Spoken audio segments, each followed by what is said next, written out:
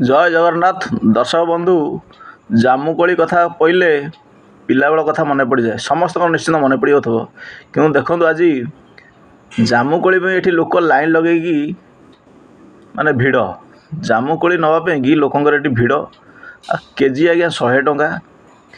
ଆପଣଙ୍କୁ ବିଶ୍ୱାସ ହୋଇପାରେ ନ ହୋଇପାରେ, କିନ୍ତୁ କେଜି ଏଠି 100 ଟଙ୍କା। ଆଉ ଦେଖନ୍ତୁ ଏଠି କେତେ ଲୋକ ଗଦା ହେଇଛନ୍ତି ଜାମୁକୋଳି ନେବା ପାଇଁ। ପୁରା ସେପଟ ସାଇଡ଼୍ରେ ଗାଡ଼ି ପୁରା ଲମ୍ବା ଲାଇନ୍।